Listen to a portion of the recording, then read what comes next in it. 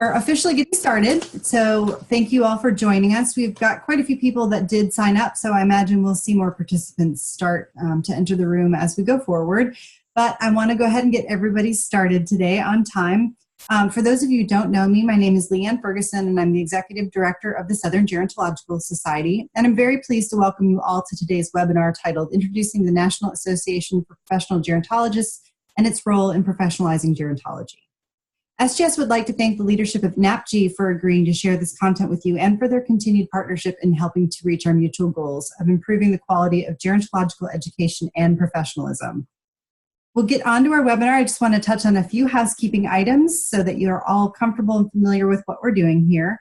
One, as I mentioned, the webinar is being recorded. Upon completion of this webinar, I'll convert it to a video and we will place it up on our webinar resource page, which is on the landing page after you log in for membership. For those of you who've joined us that paid the non-attendee fee, I'll also send you a link so that you'll have this to play later if you need it. While this webinar is being conducted, we'll have everybody on mute just so to limit background noises. As I've indicated before, if you'd like to ask a question, there's a couple of different ways to do that. The first would be to put it in the chat pod where you're talking now or you're seeing people talk. It'll come directly to me and I can share that with our presenters. There's also a Q&A pod that you can access and put your question in so that when we take a break to answer those questions, we can recognize your question. And then, of course, as I mentioned previously, if you'd like to raise your hand, you can also raise your hand and let us know that you have a question so that we can open the floor for you when we do take a pause. Let's see what else I wanted to tell you. With that being said, I'd like to formally welcome Dr. Donna Schafer, who's the Executive Director of NAPG, along with NAPG's current President, Dr. Anabel Pelham. Donna, feel free to start your introductions, and the floor is all yours. Okay, well, thank you very much, Leanne. First of all, we appreciate your organizing the webinar for us today. Anabel and I have been really looking forward to joining you and to introduce NAPG. We did pick out a couple of places in the course of the presentation where we thought it made logical sense to stop for questions. So if all of you have questions that you'd like to ask of us, there will be a couple of places to do that in the course of the presentation and then obviously at the end. So before we get into introducing NAPG, it probably makes sense for us to introduce ourselves. As Leanne mentioned, I'm currently the director of NAPG, and I have been doing that since 2006. Before taking this position, I was Dean of Research and Graduate Studies and a professor of sociology at Humboldt State University. Humboldt State is in Northern California. And prior to taking that position, I was a member of the Gerontology faculty and Associate Dean of Graduate Studies at San Francisco State University. And it was at San Francisco State that I met my friend, colleague, and co-presenter today, Dr. Anabel Pelham. So Anabel, I'm gonna switch it over to you. All right, thank you. Thank you very much. We'll let that slide turn around. Hello, so I'm Anabel Pelham. I'm the current president of NAPG. I'm also the founding director of the Center for Age-Friendly Excellence. We help cities become age-friendly. I'm a newly retired faculty member in gerontology from San Francisco State University as well. All right, we can go on to the next slide. So, gerontologist. Let's talk a little bit about who we are and what we can do. We thought we would begin at the macro level by focusing on who we are and what we can do as gerontologists. It's important to understand that gerontology is now a discipline. We argue that case because it has all the elements by which disciplines are defined. It has identifiable theories such as interdisciplinary life course and the life course perspective, for example. We have research methodologies such as longitudinal research methods, in particular cohort and cross-sequential research designs. We also have formal academic degree programs at all levels at colleges and universities. And we have formal organizations, professional organizations such as GSA, SGS, ASA, NAPG, and journals such as the Gerontologist and the Journals of Gerontology. We believe we are, by all these standards, a discipline, gerontology, a discipline. All right, we can go on to the next. So these are the core principles and outcomes documents upon which a lot of our thinking is based. And in 1993, Wendt, Peterson, and Douglas produced a foundational document defining what gerontologists know and what they can do. It is identified knowledge and skills or competencies organized according to a broad interdisciplinary theme and themes that cut across traditional disciplines such as stability and directions of change and structure, context, and heterogeneity. We can move on to the next slide. So we also here in this slide note that Augie has developed gerontology competencies. And this is the work identifying and defining gerontologist knowledge and skills. And this was advanced in a publication in 2014 of the Augie Gerontology Competencies for Undergraduate and Graduate Education. This publication specifies 3 categories of competencies, and these are really hallmarks and very, very important. The first would be functional competencies common to all fields of gerontology. The second are interactional competencies across the fields of gerontology. And the third are contextual competencies across fields of aging that represent more specific specifications and specializations. So let's talk about a few of a gerontologist's skills.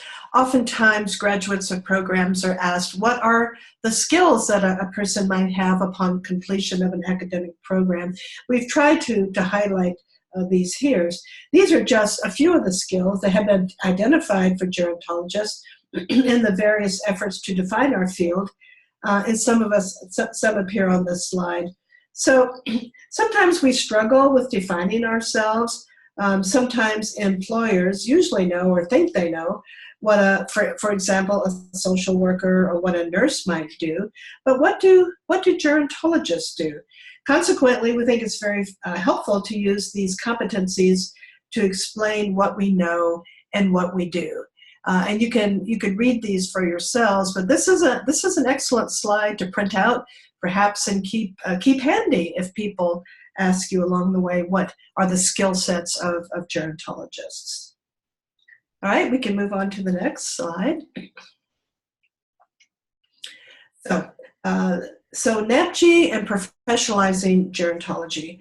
So what brings us to NAPG and our role in professionalizing and advancing the field? We do this first and foremost by promoting and credentialing the education of professionals in the field of gerontology, thereby legitimizing our interdisciplinary skills.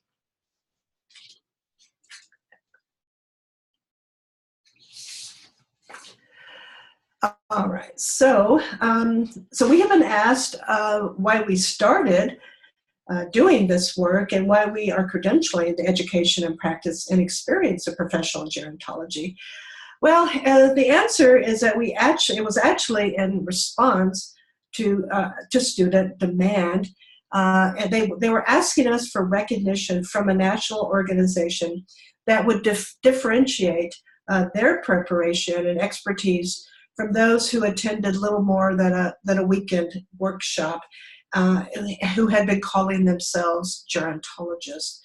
As we all know, there is no state or Canadian province that licenses gerontologists. So currently, NAPG is the only independent international organization that promotes and recognizes the preparation of legitimate gerontology professionals, those who have completed an academic preparation. We can go to slide 11. Okay, I think that's my turn, right? Yeah. So as an organization, then, NAPG's fundamental reason for existing is to promote the careers of appropriately trained gerontology professionals who have the skills or the competencies to provide high quality care. And in a broader context, our purpose is to enhance and professionalize gerontology. So we developed this model some years ago. I think we actually developed this in 2009, just before the International Association of Gerontology and Geriatrics conference in Paris in 2009. And we first published this model in a journal article in Gerontology and Geriatrics Education in 2012.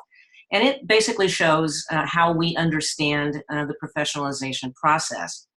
And as you can see, the three central components or elements of the model are accredited programs, credentialed gerontologists, and employed professionals. If you look at the model on the academy side, on the right side, on the left side, we show how increased student demand for gerontology programs is related to increased resources from universities for gerontology programs, which is related in turn to enhanced program quality. High quality programs would be eligible for accreditation, which in turn also results in increased program resources, such as faculty positions, library resources, and such, in order to comply with accreditation standards. And accredited programs also stimulate and promote student demand for these programs. On the community side of the model, on the right side, highly qualified professionals improve the quality of care and raise public perceptions and expectations about the quality of care for older people. Higher public expectations are likely to improve the quality of care for older adults, and positive public perceptions in turn increase student demand for gerontology degrees and gerontology careers. So NAPG then has been working since 2005 to accomplish the central piece of the model, the credentialing of individual gerontologists. I'm very glad to say that since we developed this model in 2009, a new accreditation organization was developed in 2016, the Accreditation for Gerontology Education Council, or AGEC, and it exists to accredit gerontology degree programs at the associate, baccalaureate, and master's levels. And it has actually now accredited its first 5 degree programs, 1 at the associate arts level, 2 at the baccalaureate level, and 2 at the master's level. And what we are showing on this slide is the cover of the AGEC handbook, and it's posted on AGEC's website. And I'll give you that web address. It's geroaccred.org, spelled GEROACCRED.org. And if you go there, you will find that handbook and other information about AGEC. So if I go back to the model then for just a second, the first 2 central elements of a professionalized gerontology, accredited programs, what AGEC is now doing, and credentialed gerontologists, which is what we've been doing in NAPG since 2005, these are now in place. However, what is far less well developed is the expectation that credentialed gerontologists will become, as a matter of course, employed professionals. In other words, that folks will actually find employment in the field. And I'm going to be coming back to this third component or element later on in the presentation. Okay, so before I go on to some matters about NAPG and its organization, we thought this might be the first good spot to stop for questions, if there are any. So I can't see questions, Leanne, on my screen. So if anyone has one, can let us know. All right. Yep, I've got nothing in the Q&A chat pod. I don't see anything in the chat, and I don't see any hands raised. But certainly, for those of you who just joined us, we've had a couple since we got started. If you do have any questions or comments or thoughts, please feel free to either put it in the Q&A pod, the chat pod, or indicate by raising your hand next to your name. Okay, great. All right, I'll go on then, and as I say, there will be a more opportunity for questions as we go further into the presentation. So what I want to do now is to go over just a few sort of organizational nuts and bolts or fast facts overview, if you will, about NAPG. And as these bullet points explain, we were founded in 2005, as I've been saying, as a nonprofit 501c3 organization. Since I prepared this slide, we had a few more people actually apply for and receive credentialing from us. So rather than 370, I think we have now, 375, 376 people that we have credentialed in 40 states and 5 countries. They are credentialed on either completed coursework or on a competency exam, and I'll talk more about that shortly. There are 4 categories of regular credentialed membership, and again, I'll describe these in more detail as we go on as well. All of our members are entitled to use the letters CPG, or Credentialed Professional Gerontologist, after their names. Members renew their memberships by completing 20 hours or units of professional development activity every 2 years. And that could be a whole variety of things, taking online courses, in-service trainings, attending conferences or workshops. And I should certainly add here that attending the SGS conference will satisfy your requirement for professional development. Many of our members are faculty members, and for them, doing presentations, publishing articles, or publishing books also satisfies the requirement. We also have student members, about 100 of them, at all levels, associate, baccalaureate, and graduate.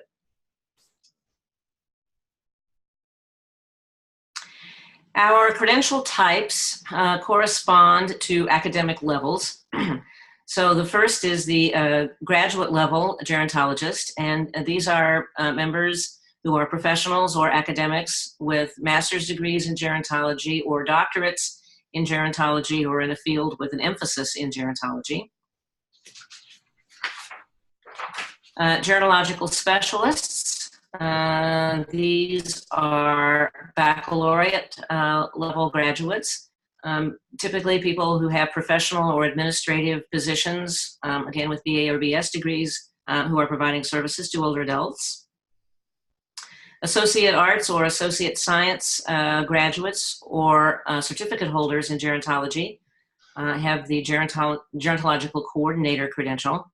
And these tend to be sort of really frontline service providers, and they have to have a minimum of 24 units in gerontology to qualify for this credential.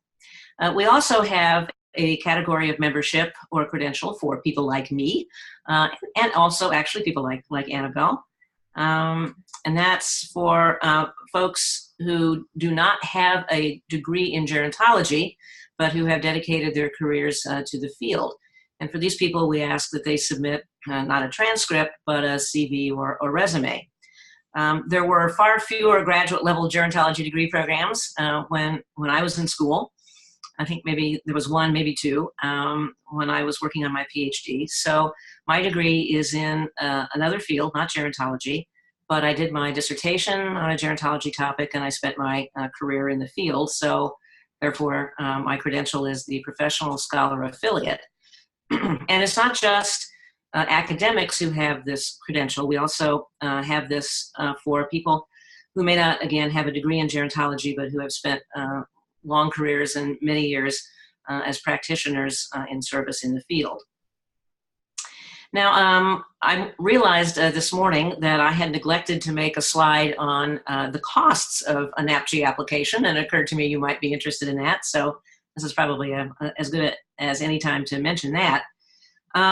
As I said earlier, NAPG is a nonprofit organization, and when I tell you what we charge, I think you'll understand why why we're definitely nonprofit. What we do is we have a graduated scale depending on the level of the credential, because we assume, correctly or not, that individuals at more advanced academic levels will have more financial resources. So we charge $100 for reviewing the application and for the first 2 years of membership, if approved, for applicants at the associate certificate level for the gerontological coordinator credential. We charge $150 for applicants at the baccalaureate level for the gerontological specialist credential, $200 for applicants at the master's or doctoral level for the gerontologist credential, and $250 for applicants for the professional scholar affiliate credential. In part, we assume that these folks are farther along in their careers. Therefore, they wouldn't be eligible for the professional scholar affiliate credential. And also, it's somewhat more complex for us to review CVs than it is to review transcripts. And I want to add that these fees are for the application review and for the first 2 years of membership. If a person is not approved for membership, then we refund the fee. So there is actually no financial risk involved in applying for NAPG membership. After the first 2 years of membership, members need to renew their credentials and their memberships, as I explained earlier, by completing professional development activity. We have been charging $20 for renewal, but even we decided that that was really not very realistic, so we are going to change that to a $100 charge in the near future, but that's still not bad at $50 per year. Oh, I also should mention that students also pay according to the level of the program in which they're enrolled.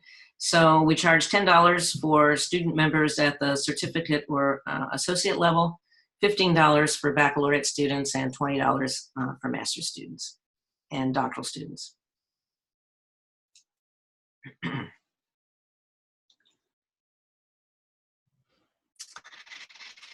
We have two types of review processes for admission to NAPG. For those with gerontology degrees, we use a transcript review and basically compare the applicant's completed coursework with the AGI standards and guidelines. And for applicants for the professional scholar affiliate credential, we review the resume or the CV, as I mentioned. For those without a gerontology degree who have not spent a substantial career in the field, we have an exam that is based on the AGI gerontology competencies that we described earlier. It's a combination of constructed response or essay questions and multiple choice questions. And we feel that as the competencies are more widely adopted in the field and infused into more curricula and measured and so on, that we expect a transition to the exam for all applicants rather than using the transcript review as we have been, and that with the exception of the professional scholar affiliates. We have spent several years doing research on measuring competencies using constructed response or essay questions. What we've been trying to do is to use a kind of a modified Bloom taxonomy, examine higher order skills such as analysis and synthesis and creation and so on, the kinds of things that, as we saw in the list of sample list of gerontology skills that a gerontologist would be expected to do. We have reported on this research over the last several years at professional meetings, AGI meetings, GSA meetings, and a meeting of the Canadian Association on Gerontology. if any of you are interested in that research and what we've been doing, just send me an email and I'd be glad to send you some presentations and slides and give you a little more information about it. We also use these questions for exit exams that we are sometimes asked to do by gerontology programs. There have been a couple of states where, particularly at the associate arts level, graduates are expected to pass some kind of sort of nationally normed or approved examination. And so some gerontology programs have asked us to prepare basically an exit exam based on the competencies for their students. And I'll say a little bit more about that in a minute. One of the questions you might be asking, particularly since I just went over costs a few minutes ago, is a credential from NAPG valuable? I mean, is it worth a while? And, you know, why would I bother to get such a thing? And I can tell you that, at least from my experience, I am contacted fairly often, actually, by employers. If we have NAPG members who are applying for jobs, I will get contacted by a prospective employer, and I will just be asked, you know, what is this NAPG thing? What is this all about? And I can talk about how we hold our members to what we consider to be and what the field considers to be the highest standards of professional accomplishment and academic preparation. I also am called sometimes by employers where our members are currently employed, just to make sure that the person is current on their credential. So that tells us that employers, prospective employers, and current employers are taking notice and are paying attention to the designation. It's also the case that I sometimes get contacted by members of the public. You know, if you Google gerontology, gerontologist, you might come across us, and sometimes people are trying to find a professional to provide service to an older adult, and they contact us to see if we can make a referral. I always try to respond to these requests, and I'll search our NAPG database, and if I find that we have a member who is in the geographic area, I will contact that person and see if they want to be referred. And if so, then of course I do. If not, then I'll just tell the person who made the inquiry, I'll tell them about, you know, area agencies on aging and give them other, hopefully helpful information about how to try to find someone to assist them. But rather than, in a sense, my saying how I'm, you know, contacted by people to find out about the NAPG credential, probably the best source of information on whether or not people find it worthwhile is to simply see what our members have to say. So I picked out here a few comments from our members. I like using the letters. People ask me about them. As I mentioned earlier, all of our members, regardless of the credential type that they have, are entitled to use the letters CPG, or Credentialed Professional Gerontologist.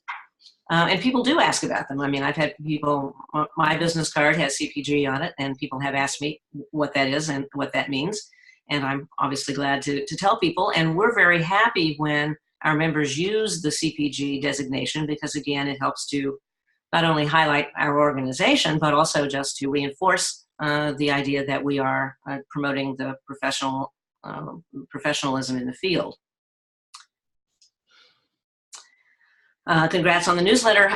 We have several sort of member benefits that we have for our members. We try to do some networking events in connection with professional conferences, and we probably will try to organize something for NAPG members who are going to be attending the SGS conference in Virginia this spring.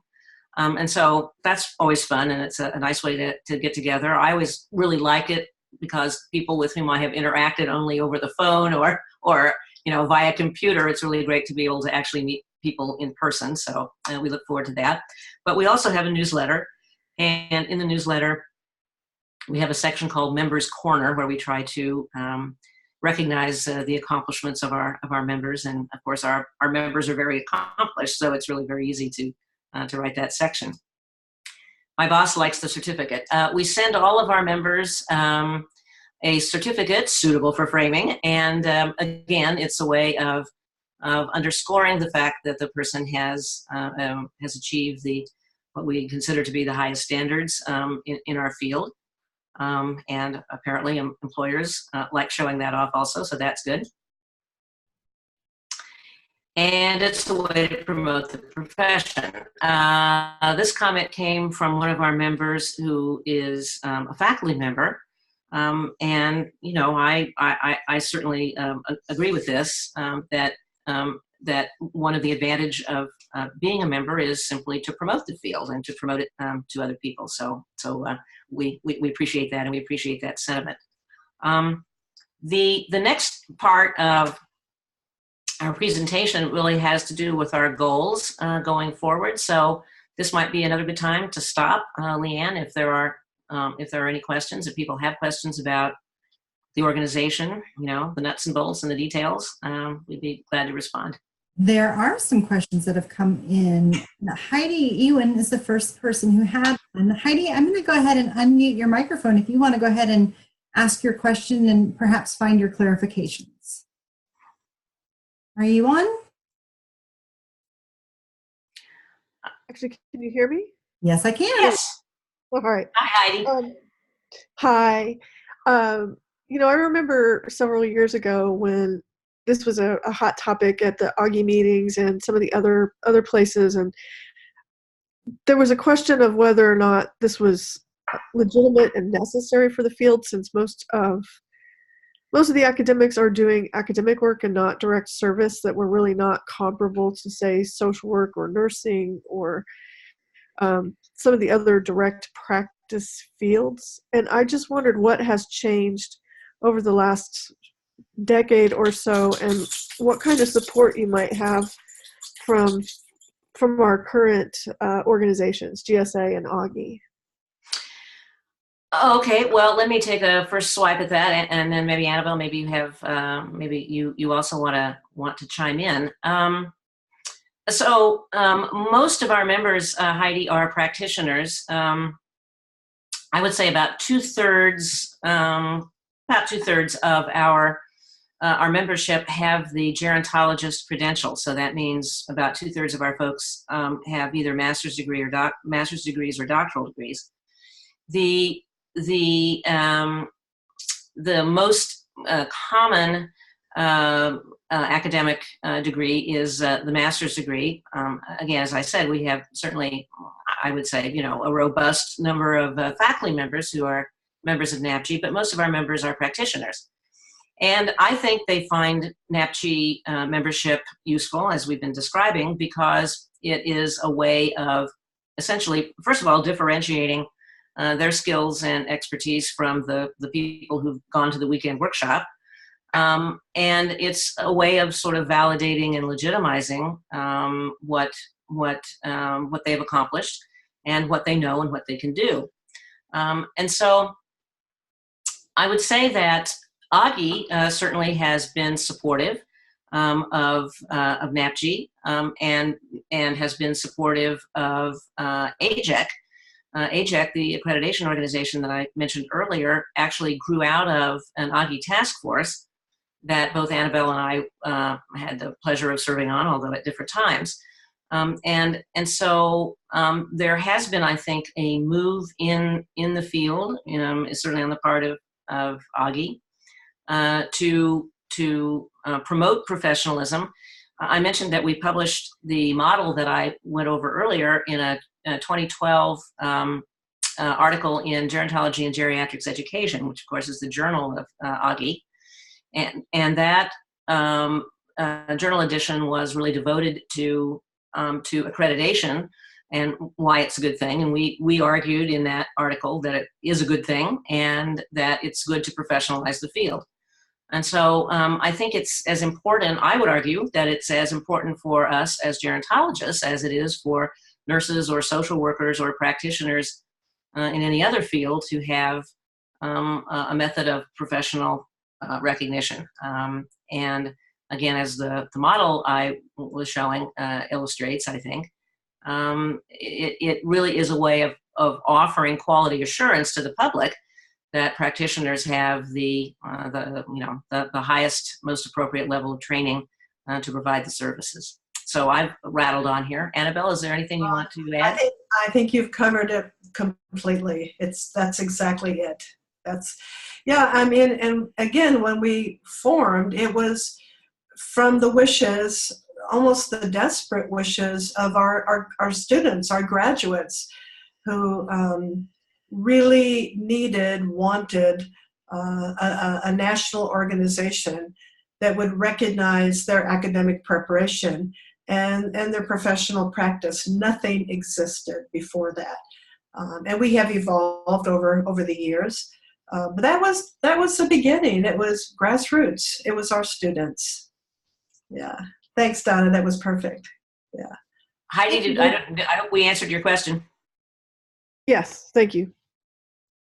Thank you, Heidi. Cynthia Wilkerson also has posed 2 different questions. Cynthia, I'm going to unmute you if you'd like to go ahead and ask those.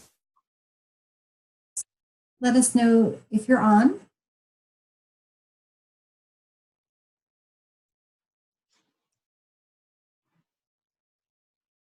Give her a minute. She's also posed the questions in the chat pod so I can read them for her if we don't get her connected. Okay. I'll go ahead and ask it. So Cynthia says, are graduate programs in social work and gerontology now providing students with information on this credential? I completed my MS in gerontology in 2017 and wasn't aware of this credential during my program. I came across your information post-program completion, searching for available credentials, etc. I'm sorry, what was the person's name, Cynthia? Cynthia. Mm-hmm. So Cynthia, have you applied? That's the question. I hope you're interested in doing it. So, it's not always an easy thing to sort of get the word out about yourself and your organization. We, obviously people find us and have been credentials. As I mentioned, we have, 370 some odd folks who have received a credential from NAPG. I don't know, primarily we are looking to credential people with gerontology degrees. So if a person has gone through a social work program, even though they may have a sort of a concentration in gerontology, or if they've gone through a nursing program, but again, their primary disciplinary focus is nursing, then that is not our primary focus for NAPG. We really are focused on people who are in degree programs in gerontology, in the same way that AGEC is focused on accrediting programs that are degree programs in gerontology at the various levels. So, we like to go to conferences. We've enjoyed exhibiting last year at SGS, and we're happy to do that. Looking forward to it again this next year. We go to conferences, we do presentations, we publish, we do what we can, to make ourselves visible and available. But, it's always a bit of a challenge, I know, for people to find us.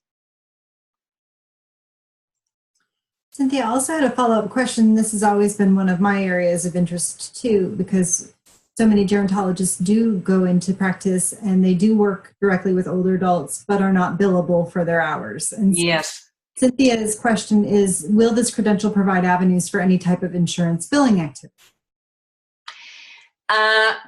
Possibly. I mean, that's almost a kind of a case-by-case basis. And here's the real bottom line issue. And we're going to get to that actually in this next and last part of our presentation. And that is the challenge of licensure.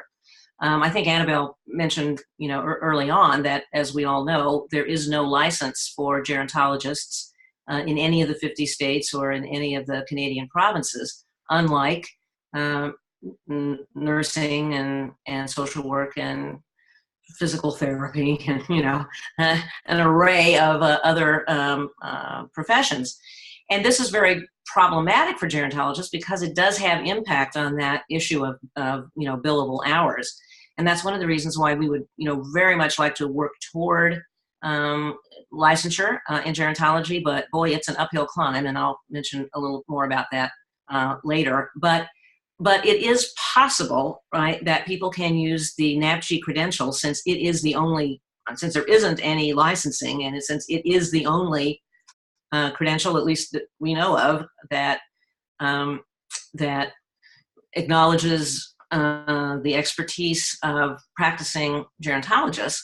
So I do know that some of our members who have communicated with me and their employers who have communicated with me, I think they have been able to work out arrangements.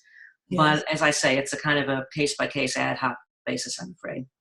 There's two places where we found it to be especially effective, and that's when people our members are seeking a promotion. Employers are impressed with the credential and what it means. Also, some of our members are geriatric care managers, and they use the credential to sort of validate the work that they're doing as geriatric care managers, to indicate their expertise and accomplishments. Because as GCMs, they are charging for their services, either as private care managers, or they use it for promotion as a GCM in an agency. So it has a benefit for promotion, and also for compensating private pay geriatric care managers.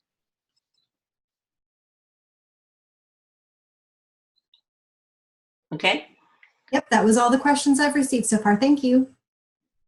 Okay, you bet. So let me press on here then, and again, as I say, we'll have more time for questions at the end. So I want to turn now to our organizational and professional goals going forward.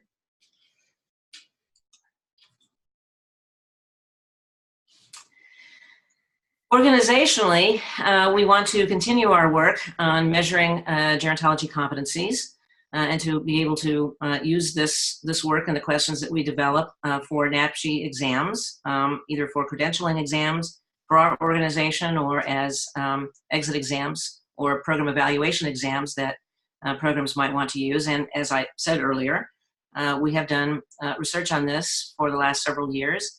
And we, do have some data and results, et cetera, available basically on inter-rater reliability and some issues of that sort. So if you are interested in this, again, I'd be happy to have you contact me, and I'd be pleased to correspond with you. I mentioned earlier the exit exams and the program evaluations. We also have offered online courses for our members, primarily to assist them in completing their professional development requirements.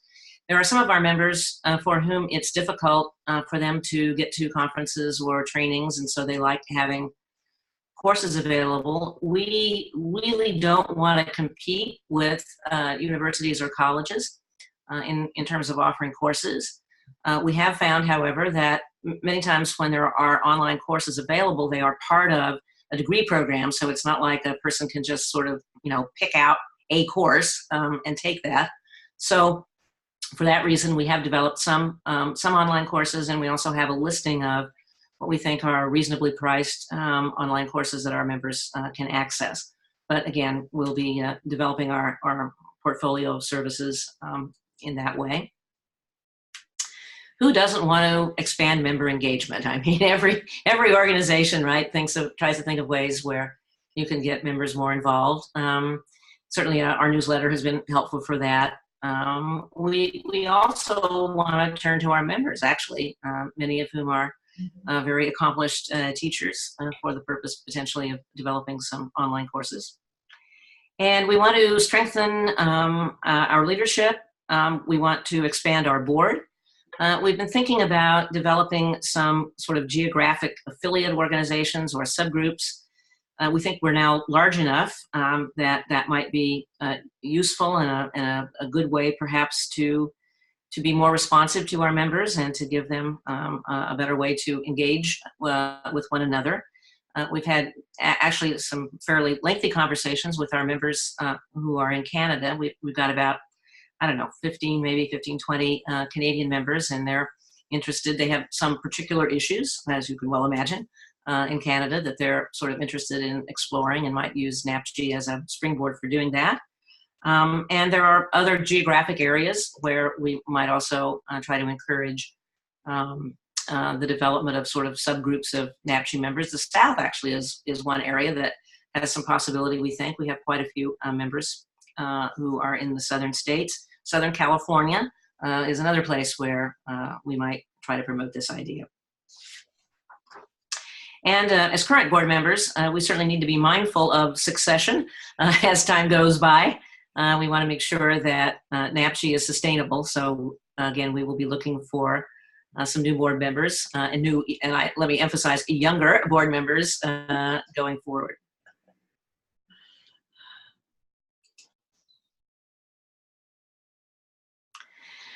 Our really overriding professional goal, and arguably, the most important goal, is to try to increase the commitment of employers to hire qualified credentialed gerontologists. And again, here I would remind you of the model that we presented earlier, and that third element or third pillar of a professionalized gerontology is the hiring of professional gerontologists.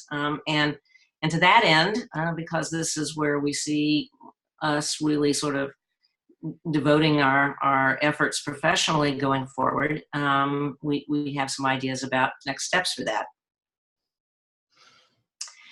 We think it's really important to promote partnerships among major employers, such as the Aging Network, large long-term care organizations, community-based providers, and gerontology professional organizations to collaborate on needed skills and training needs that will prepare gerontology graduates and practicing professionals for employment.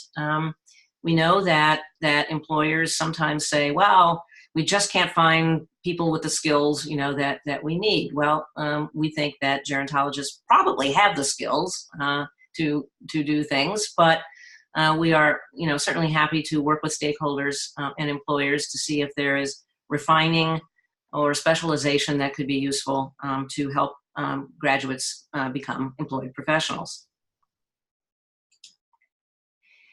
We like to work on creating incentives for students to choose a gerontology through internships and placements.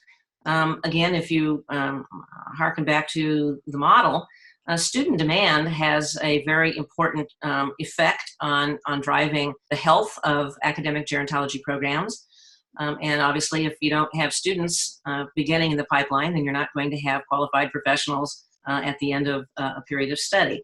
And we think that this is a way or a place where the private sector could potentially be of assistance in trying to provide support for internships and placements and scholarships. And as we all know, these kinds of experiences often lead to permanent employment for students.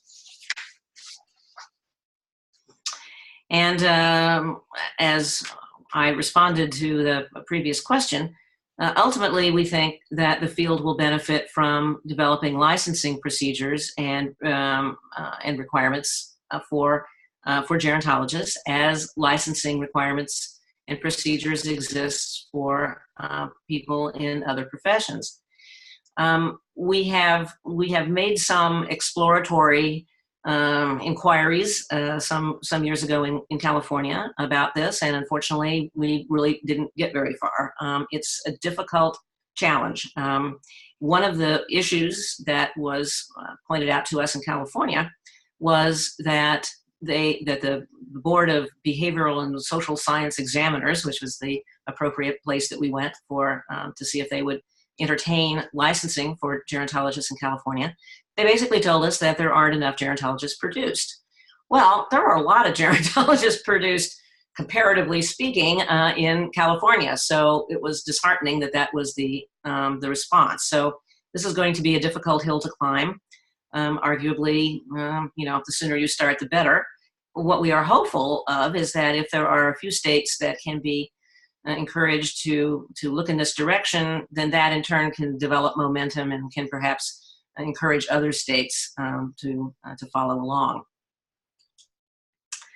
And finally, we would like NAPG to partner with professional organizations such as SGS and others to be advocates for gerontology and to accomplish together some of the next steps in securing employment for qualified gerontologists and in professionalizing the field.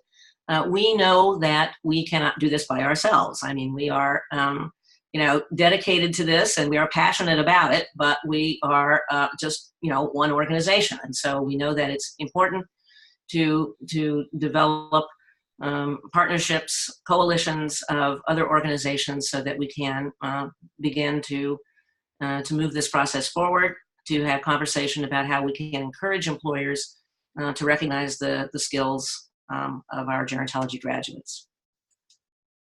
Mm-hmm.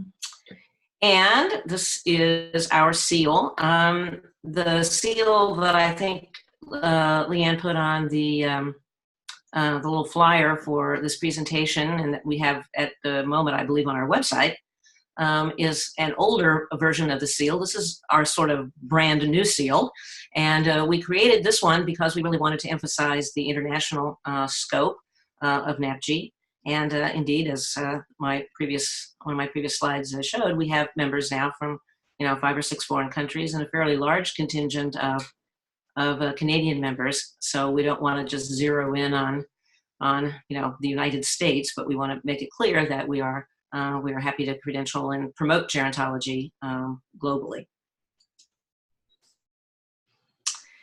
And last but not least, this is our contact information. The website, the web address is there, napgerontologist.org.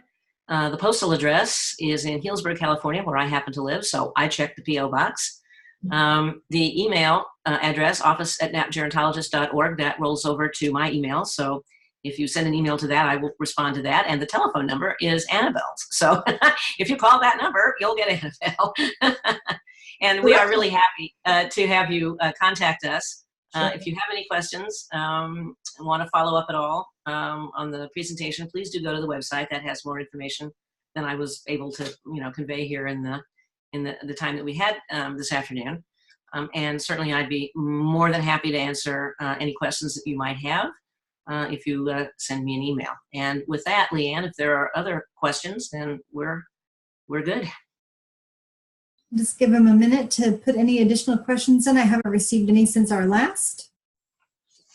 Rebecca says, thank you so much for taking the time to educate us on all these important matters. And thank you for being with us, Rebecca. And everybody else, thank you for joining us in this late part of the afternoon in at least the East Coast. We've enjoyed your content. Thank you so much, Donna and Anabel, for agreeing to do this.